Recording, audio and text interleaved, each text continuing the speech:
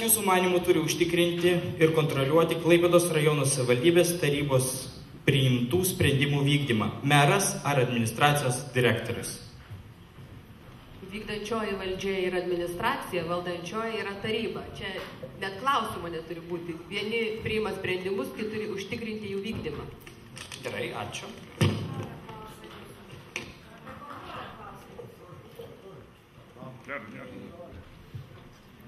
Kontrolę turi vykdyti taryba, kaip valdančioji administracija įvykdo visus priimtus sprendimus. Taryba priima sprendimą ir jinai turi prižiūrėti šito sprendimo įgyvendinimo procesinį kelią. Dėsim po du klausimus, nes labai kai kurie trumpai yra. Dar vienas jums klausimas, gerai. Koks jūsų požiūris į tradicinę šeimą? Teigiamas. Viskas, ačiū.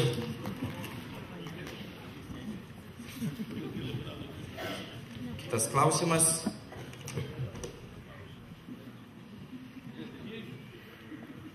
Jeigu jūsų partijos nei vienas žmogus netaptų tarybos nariu, kur eitumėt dirbti? Aš nemanau ir nemaniau niekada, kad darbas tik tai vienintelis ar taryba, ar mero. Aš manau, kad dirbau iki šiol nemažai kitus darbus ir vadovau teko ir įmonė nemažai. Ir nemanau, kad čia pasibaigia gyvenimas, jeigu išrinks, neišrinks. Bet aš to netikiu, kad mūsų tokia geras sąrašas, puikus sąrašas, kad aš nepapulsiu, bet mūsų tarybos... Ne, klausimas buvo, kur eitumėt dirbti, jeigu nepapultumėt. Jūs netikėkit nei ką, ar eitumėt kažkur dirbti. Klausimas tiesiog... Turiu specialybę ir esu į valstybės tarnautojas. Gerai, išdėstykite pagal eiliškumą. Aš perskaitysiu 3 frazes ir sudėliokit pagal savo prioritetus. Čia yra ilgas klausimas. Tai jūs pasakykite dabar pagal išdėstymą. Sakau, čia yra šiaip surašyta, jūs pagal save sudėliosit. Politinė moralė, politinis etiketas, politinis išprusimas. Dar kartuoju, politinė moralė, politinis etiketas, politinis išprusimas. Kas turi būti pirmoje vietoje, kas antroji, kas trečioji? Ir aš tai labai vertinu, tai politinis etiketas. Pirmasis, antrasis. O po to prasideda moralė. Ir po to tik išprusimas. Supratom? Toliau, tada jau čia buvo antras jūsų klausimas.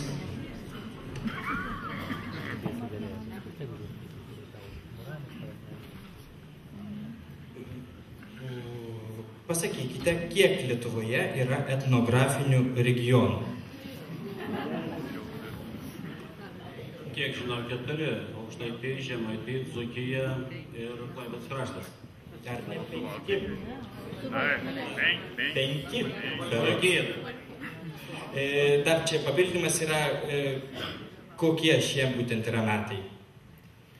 Kaip yra valstybės paskirti, kaip įvardinti šie būtent metai yra. Sufleruoja etnografinių metų, tai žinot. Taip, toliau pusė bus. Dar vienas klausimas, čia buvo to pačio žmogaus klausimas. Gerai, atsakykite, kodėl biudžetas yra švaistomas į abi pusės įvairiems objektams, parkams, stovėjimo ženklams, apžvalgos bokštui prie bažnyčios ir panašiai. Nenorėčiau suteikti, kad biudžetas švaistomas, biudžetas yra paskirstomas pagal 9 programas.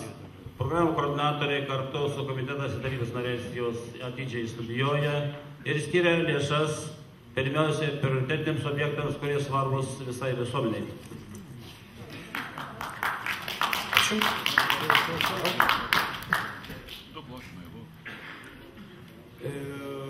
Klausimas pakankamai ilgas. Kaip būdamas merų pasielgtumėt, spręsdamas klausimą dėl administracinių sprendimų susijusių su bendrais teisėtais visuomenės interesais? Kaip būdamas merų pasielgtumėt, spręsdamas klausimą dėl administracinių sprendimų susijusių su bendrais teisėtais visuomenės interesais? Labai sunkiai. Visada reikia žvelgti žmonių tą poreikį, neįvaldinį poreikį. Aš nežinau, visada to viešas interesas būti prieki visų. Bet kuriam sprendimui, bet kuriam akte teisės mūsų. Viešas interesas pirmiausia. Jeigu viešą interesą atsižvelgti. Pirmiau, reikia, atsižiūrėti tikrai, ko žmonėms reikia. Svarbiausia yra tikrai, jeigu šiandieną valstybėje, tai mes patys šeimininkai, mes patys gyventojai svarbiausia. Supratau. Kitas klausimas, čia ilga istorija, kiek yra valstybei renovuojamų objektų, tai dabar skaitysiu 3 klausimus, trumpus jūs pasakysite. Ar renovacija jums svarbi? Taip. Ką pasirinksit pirmaeilę tvarką? Kaimo ar miesto gyvenvietės renovacijai? Tai reikštų, kur bus pirmumo eilė renovuoti objektai? Kaime ar mieste? Gargžduose.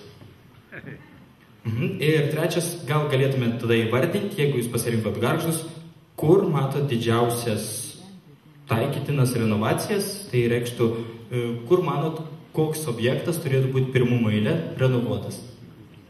Čia dabar suprantu apie savivaldybės. Čia yra parašyta apie gyvenamosius objektus, turbūt čia žmogus savivaldybės būtų gal tas kultūros centras, o šiandieną skaičiuoja po pirmą, kur daugiausiai nuostolių šilumos patiria butai.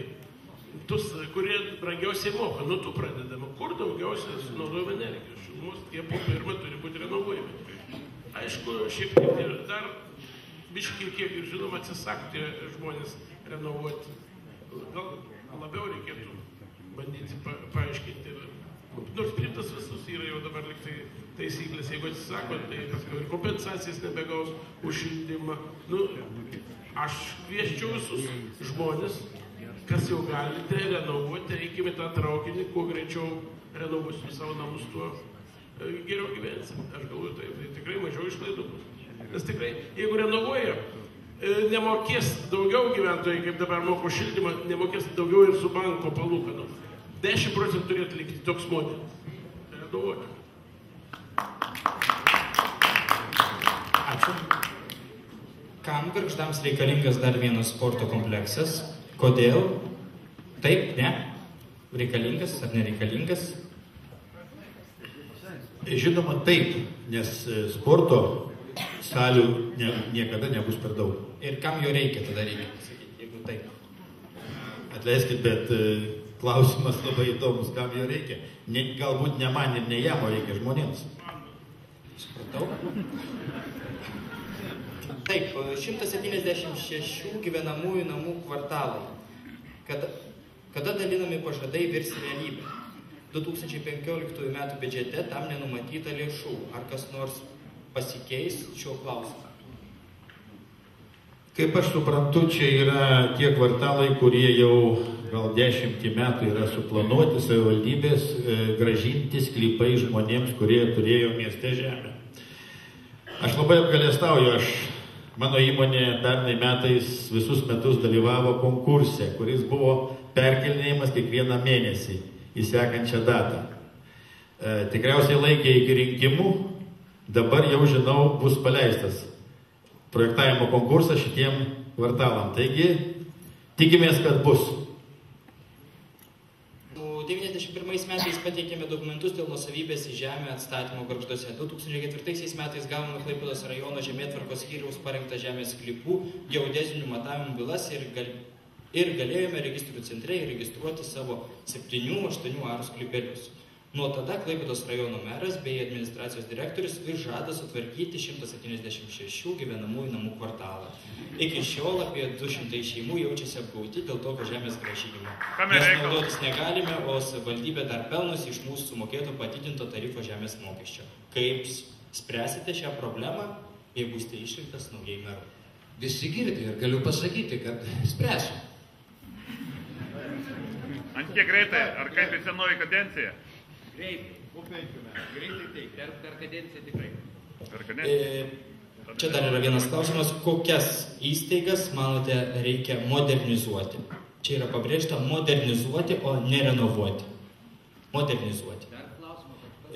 Kokias savivaldybės įstaigas, manote, reikia modernizuoti? Tai jo, jeigu modernizuoti, nerenovuoti, aš manau, kad daugelis dar nėra pritaikyta nei galiesiem ir žmonėms su specialiais poreikiais, tai aš manau, kad šitoje vietoje turbūt daugelį dar savivaldybės įmonių reikia modernizuoti. Jeigu kalbėtume apie IT technologijų pritaikymą, tarkim, ir savivaldybės tarybos posėdžių salę, tai aš manau, kad tikrai dar modernizuoti mums yra tikrai modernizuoti ir dar modernizuoti. Gerai, ačiū. Ką jūs žinote apie rajono žemės Klaipėdos miestui? Ar žinote kažką tokio? Gerai, tada kitaip perskaitysiu. Apie Klaipėdos prisijungimą prie rajoninė, tai būtent Žaliasis slėnis ir sandorio. Kitaip suformuosiu, atsiprašau, Andželika. Rajono žemės Klaipėdos miestui. Kaip manote, ar tai nėra Klaipėdos miesto liberalų projektas?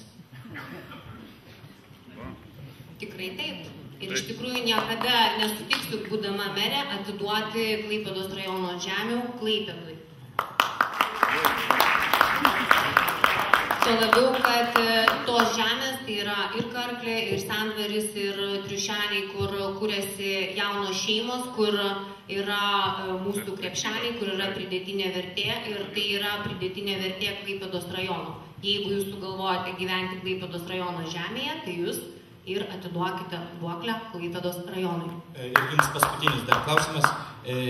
Pasakykite, kodėl pas jūs, čia yra darbo partijai skirta, yra tiek mažai sąraše kandidatų? Aš jums atsakysiu, kad... Ne man, čia šitam. Taip, atsakysiu, kad iš tikrųjų svarbus dalykas yra ne kiekyje, o kokybėje. Turbūt reikėtų padėkoti debato organizatoriams už tai, kad surengė tos debatus. Tikiuosi, kad čia yra ne tik tai dalyvių arba sirgalių, bet yra ir tokių neapsisprendusių. Iš tam tikrų politologinių tyrimų yra nustatyta, kad dažniausiai rinkimų kampanijos metu bent nuo 5 iki 10% potencialių rinkėjų būtent per rinkimų kampaniją ir apsisprendžia, už ką jie balsuos. Tai jeigu mes vadovautumės tokiu supratimu, maždaug kas 10 čia galbūt ir jau apsisprendė, už ką balsuos. Taip pat aš manau, kad tam tikrus atsakymus į klausimus po šių rinkimų į savivaldybių tarybų narius, brūkšnelis merus, mes truputį ir kitaip girdėtume. Pavyzdžiui, klausimą apie padarytas klaidas ir apie atsakomybę. Dabar mes išrenkame, šįkart mes jau renkam merą ir pagal įstatymą to rinkimo ir pagal pakoreguotą įstatymą meras jau turi tam tikrą atsakomybę ir už savo veiklą, ne tik už tarybos veiklą.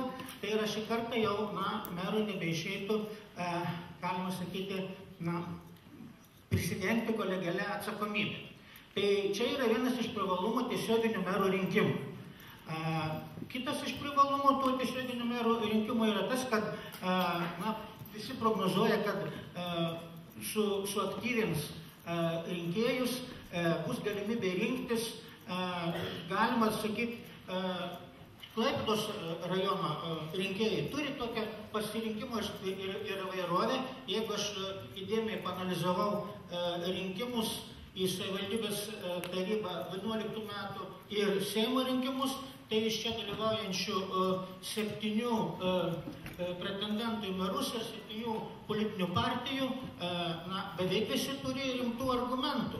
Kadangi yra arba solidžios partijos visos Lietuvos mastu ir turi savo stabilius rinkėjus, yra tokios partijos, kur teigiama, kad jų rinkėjai pastovus ar Seimo rinkimuose, ar vietos savivaldos rinkimuose nesikeičia. Yra partijos, kurios labiau orientuotos į tam tikrą Lietuvos mastu veikia, bet turi pasisekimą regione. Mes žinome ir tokią labiau regioninį pasisekimą vakarų Lietuvoje, yra grinai regioninės partijos. Yra specifika, kad čia yra ir Klaipėda, ir yra santykis su Klaipėdos miestu. Vienu žodžiu, aš matau, kad yra galimybė ir kelti tą politinį išprusimą. Čia norėčiau paoponuoti atsakymą, kas yra svarbiau. Ar politinė moralė, ar politinis išprusimas, ar politinis etiketas. Jeigu man būtų reikėjo sudėlioti tuos prioritetus, tai be abejo turbūt politinis išprusimas yra svarbiausias dalykas, nes tas politinis išprusimas jisai po to duos pagrindą, na, čia galima diskutuoti ar politinė moralė, o politinis etiketas tai yra jau tam tikras rinkinys tam tikrų taisyklių. Žinoma, iš užduodamų klausimų, aš tikiuosi, čia ne iš debatų organizatorių, bet labiau iš rinkėjų, truputį galbūt ir buvo nukreipta ne į tuos klausimus, kurie gal ne visai priklauso savivaldybės tarybos kompetencijai. Na, tikrai ne savivaldybės tarybos kompetencija, net ir Lietuvos Seimo kompetencija yra svarstyti Dievo įsakymus. Bet kita vertus, politinės moralius požiūrį rinkėjai nori žinoti tam tikrus kandidatų moralinius tam tikrus pasirinkimus. Galbūt šiuo požiūriu tai irgi yra aktualūs šitie klausimai. Bet šiuo atžvilgiu jau rinkėjai po to ir padaro, patys rinkėjai ir padaro savo atitinkamus sprendimus. Taigi aš manau, kad svarbiausias dalykas, kad savivaldos rinkimai tai yra tas demokratijos pradžiamokslis. Kad mes turime šiek tiek naują situaciją, vadinamieji tiesioginiai mero rinkimai. Visi politologai sako, tai pirmas, gal nedrąsus, neryžtingas žingsnis, visos partijos daug žadėjo ir seniai žadėjo jau gerą dešimtmetį, pagaliau ryžosi įvedė tos tiesioginius merų rinkimus, tiesa, nelabai stipriai padidindamos pačių tų išrinktųjų merų galias. Išskyrus tik tai tos atvejus, kad galbūt sunkiau bus, kaip jūs žinote, nušalinti merus. Tada jau klausimas, o čia buvo uždavinėjami klausimai pretendentams į merus, ką jie pasirinks savo vicemerais arba administracijos direktoriais. Šioje vietoje taip pat merai truputį daugiau jau įgavo kompetencijos arba galimybių. Pavyzdžiui, pasirinkus merus, paskirsti tam tikras jų veiklos sritis, kaip jūs žinote, iš to įstatymo ir žada neįgyvendinamus dalykus. Tai bandymas parodyti, kad tam tikri dalykai yra neįgyvendinti arba kompetencijos prasme, arba, sakykime, resursų prasme. Jei teko susipažinti su, bent jau vyriausiosios rinkimų komisijos tinklapyje išspausdintomis programomis, tai, nėra jau labai daug tokių pažadų, dėl kurių galėtum sakyti, kad jie yra pakankamai konkretus. Jeigu jie yra konkretus, trūks. Pavyzdžiui, ir man, netgi jeigu ir savivaldybė ar meras galės, tam turės poveikį švietimo politikoje, kiek vis dėlto jis galės kad keisti mokymą, ne į pažymą orientuotą mokymą, o į kitą. Tai kaip būtent čia savivaldybė galės šitos dalykus pakeisti, pakoreguoti. Tai būtent nėra kito kelio ir kito būdo, kaip oponentams parodyti tikroviškumą, autentiškumą ar įgyvendinamumą tų programų. Ir be abejo, čia taip pat labai svarbus vaidmuo yra žiniasklaidos. Žiniasklaidos vaidmuo visų pirma informuoti, kad po to rinkėjai padarytų apsisprendimą. Pasikartosiu, jau čia kažkuri tai politinė partija ir naudoja šitą savo rinkiminėme, berods kažkokiame tai agitacinėme klipe, bet tai yra toks geras posakis. Blogą valdžią išrenka tie geri žmonės, kurie neina į rinkimus. Tai būtent tai yra mano palinkėjimas visų pirma, kad balsų pardavinėjimai ir atsakomybės išsklaidimas ir visi kiti. Taigi aš norėčiau palinkėti visiems gero sėkmės rinkimų kampanijoje, visiems dalyviams, o visiems rinkėjams, kad jie nenusiviltų savo apsisprendimu. Kad jie turėtų iš ko rinktis. Ačiū.